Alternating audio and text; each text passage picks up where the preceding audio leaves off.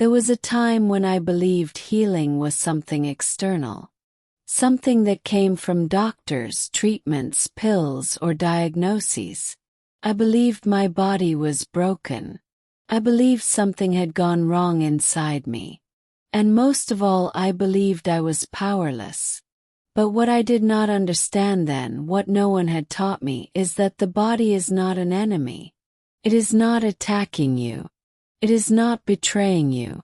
According to Louise Hay's teachings, the body is always responding to thought. Every symptom is a message. Every discomfort is communication. Every illness is a request for love. I didn't heal when I fought my body. I didn't heal when I hated my symptoms. I didn't heal when I asked, "What's wrong with me?"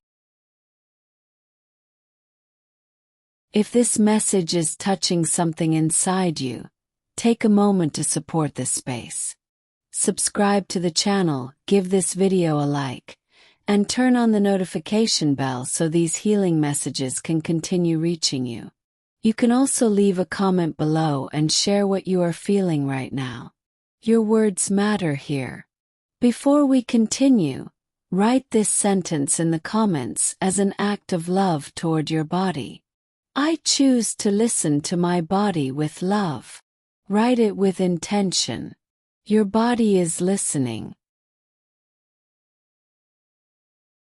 I began to heal the moment I asked a different question. What happened inside me that I refused to feel? Louise Hay taught that disease often begins with long-held emotional patterns. Fear, resentment, guilt, unexpressed anger, deep sadness, and the belief that we are not enough. I carried stress in my nerves, fear in my chest, pressure in my stomach, unspoken pain in my throat. And my body did exactly what it was designed to do. Spoke for me. This is not a story about instant miracles. This is a story about awareness, about compassion, about learning to speak to the body with love instead of fear. If you are listening to this right now, it is not an accident. Your body has already begun the conversation. And today you will finally learn how to listen. Louise Hay was very clear about this. Every thought you think is creating your future and shaping your body. The body does not understand jokes. Does not understand sarcasm. It does not understand self-criticism disguised as just being realistic. It only understands belief. When you repeatedly think, "I can't handle this. I'm always tense. I'm overwhelmed. I'm tired of life," your nervous system receives that message as a command. And it responds. Tight muscles, shallow breathing, digestive issues, constant alertness, fatigue without rest. This is not weakness. This is conditioning. Louise Hay taught that the nervous system is deeply connected to fear and insecurity, to the belief that life is unsafe. When you live in constant worry, your body lives in constant defense. I didn't realize how harsh I was with myself. How often I rushed my body. How often I ignored its signals. How often I demanded strength instead of offering kindness. I expected my body to stay calm while my mind lived in chaos. Healing began when I accepted this truth. My body was only following my instructions. So instead of trying to fix symptoms, I began to change the language I used with myself. Not forcefully, not pretending everything was perfect, but gently, consistently, honestly. Louise Hay emphasized that healing starts with self-approval, with a willingness to stop attacking yourself mentally. Because every time you criticize yourself, your body hears rejection. Every time you tell yourself you're failing, your body hears danger. And every time you choose a thought of compassion, your body feels safety. Safety is where healing begins. This is why affirmations are not magic words. They are new instructions. They slowly teach the body that it is allowed to relax, that it is supported, that it no longer needs to stay on guard. And when the body feels safe, it remembers how to heal. Louise Hay taught that pain does not appear randomly. It is often the body's way of holding emotions that were never given permission to move. Pain is not punishment. It is compression. It is what happens when feelings are swallowed instead of expressed. When tears are held back. When anger is silenced. When fear is normalized. Many people live their entire lives telling themselves, "It's not that bad. I should be stronger. Others have it worse." But the body does not compare pain. The body only feels what you do not allow yourself to feel. Louise Hay explained that when emotions are denied, the body becomes the storage unit. And over time, stored emotions turn into tension. Tension turns into discomfort. Discomfort turns into pain. I began to notice a pattern. Whenever I felt pressure to please others, my shoulders tightened. Whenever I swallowed my truth, my throat reacted. Whenever I lived in fear of the future, my stomach responded. The body keeps records the mind wants to forget. Healing did not begin when I tried to get rid of the pain. It began when I asked the pain what it was protecting me from. Because pain often serves a purpose. Slows you down. Demands attention. Forces honesty.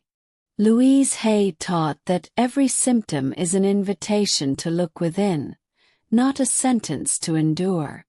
So instead of resisting the sensation, I learned to sit with it, not to analyze it, not to dramatize it, but to acknowledge it. I would gently say, "I see you. I hear you. You don't have to scream anymore." This shift alone began to change my relationship with my body. Many people believe healing requires reliving trauma. But Louise Hay taught something different. Healing requires understanding the belief created by the trauma. The belief that you are unsafe. The belief that you are alone. The belief that you must stay alert to survive. These beliefs keep the nervous system activated long after the danger is gone. And the body does not heal while it is in survival mode. This is why love is not optional in healing. It is essential. Not romantic love. Not external approval. But self-directed compassion. Louise Hay emphasized that the body responds immediately to kindness. When you soften your inner dialogue, your muscles soften, your breathing deepens, your system recalibrates. This is not imagination. This is physiology responding to perception. The moment you stop treating your pain as an enemy, your body stops needing to defend itself. And in that space, that quiet, gentle space, real healing begins. Louise Hay often said that the most powerful medicine is the way you talk to yourself when no one is listening. Not the words you say out loud to others, but the quiet commentary running in the background of your mind. For years, I believed I was being honest with myself. But honesty without compassion is violence. Every time I said, Why am I like this? I'll never get better. My body is failing me. I was reinforcing the very patterns I wanted to release. The body takes these words personally.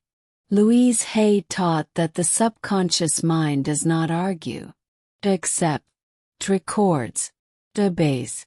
So when criticism becomes routine, the body stays in a constant state of correction and tension. Healing required learning a new inner language. Not positive thinking forced through pain. Not pretending everything was fine. But choosing words that created safety instead of pressure. I began to replace harsh statements with gentle truths. Instead of saying, "My body is weak," I said, "My body is learning how to support me again." Instead of saying, "I'm broken," I said, "I am in a process." These were not lies. They were bridges. Louise Hay emphasized that affirmations work because they interrupt old mental habits. They are not meant to fight reality. They are meant to guide the body toward a new one. At first, my nervous system resisted. Because peace felt unfamiliar. The body often clings to stress not because it likes it but because it knows it. So I practiced patience. I spoke to myself the way I would speak to a frightened child. Slowly, softly, without threats. And something remarkable happened. My body began to respond. Not all at once. Not dramatically. But subtly. Sleep deepened. Breathing changed. Muscles released without effort. Louise Hay taught that when we approve of ourselves, the body no longer needs to create distractions through pain. Self-approval does not mean perfection. It means permission. Permission to rest. Permission to feel. Permission to heal at your own pace. And when the body receives that permission, it begins to cooperate. Because the body has always been on your side. Louise Hay taught that resistance is one of the greatest sources of suffering in the body. Not resistance to illness, but resistance to life itself. Resisting what happened. Resisting what you felt. Resisting who you were when you didn't know better.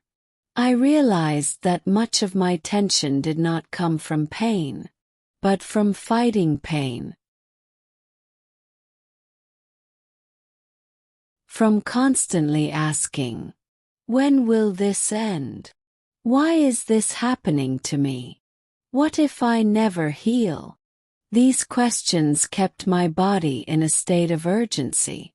Louise Hay explained that the body cannot heal while the mind is at war. Healing does not require control. It requires allowance.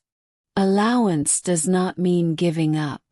It means trusting the process instead of rushing it. For a long time I believed that if I stayed alert, if I stayed tense, if I stayed worried, I could protect myself from future pain. But the body interpreted that vigilance as danger. So I learned to practice something unfamiliar. Soft surrender. Not surrender to illness, but surrender to the present moment. I stopped demanding timelines from my body. I stopped measuring progress daily. I stopped negotiating with fear. Louise Hay taught that forgiveness is one of the deepest acts of healing. Not only forgiving others, but forgiving yourself for the years you lived disconnected from your body.